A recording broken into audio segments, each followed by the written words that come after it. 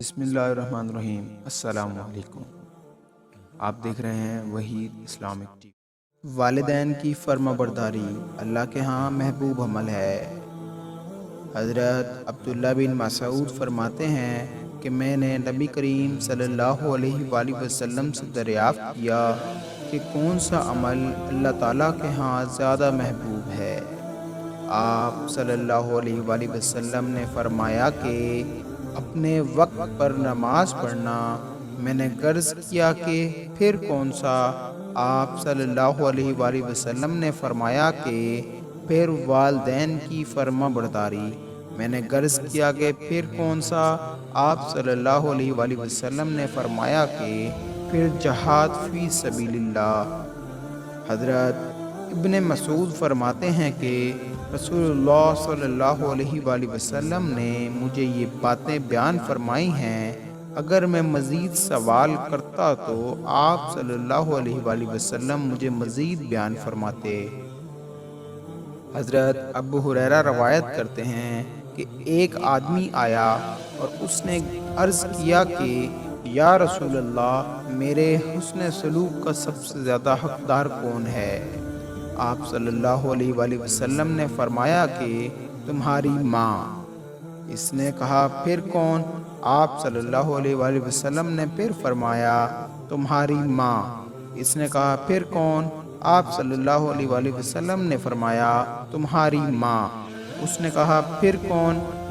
آپ صلی اللہ علیہ وآلہ وسلم نے فرمایا تمہارا باپ۔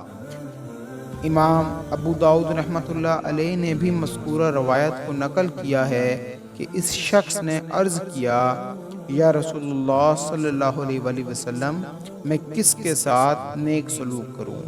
آپ صلی اللہ علیہ وآلہ وسلم نے فرمایا کہ تم اپنے ماں باپ اور بہن بھائیوں کے ساتھ نیک سلوک کرو اور اپنے قریبی رشتہ داروں کے ساتھ بھی اچھا سلوک کرو، اور یہ حق لازم ہے اور ایسا رشتہ ہے جسے جوڑنا ضروری ہے۔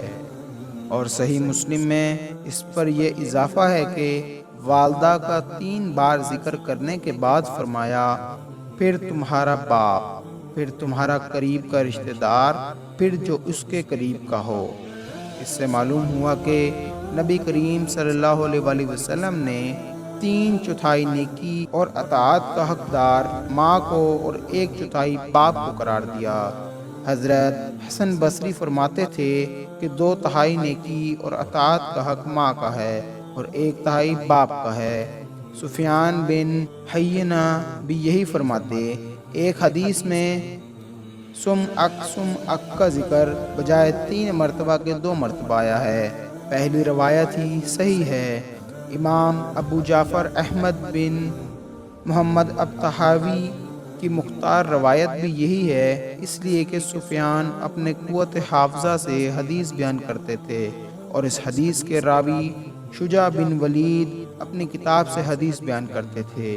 حضرت عبداللہ بن عمرو روایت کرتے ہیں کہ ایک آدمی آیا اور اس نے جہاد میں جانے کی آن حضور صلی اللہ علیہ وآلہ وسلم سے اجازت طلب کی، تو آپ صلی اللہ علیہ وآلہ وسلم نے پوچھا کیا تمہارے والدین زندہ ہیں؟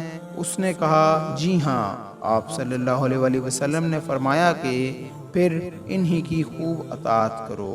اس ویڈیو کو شیئر ضرور کریں، ہو سکتا ہے کہ آپ کے ایک شیئر سے یہ بات کسی کے دل میں اتر جائے۔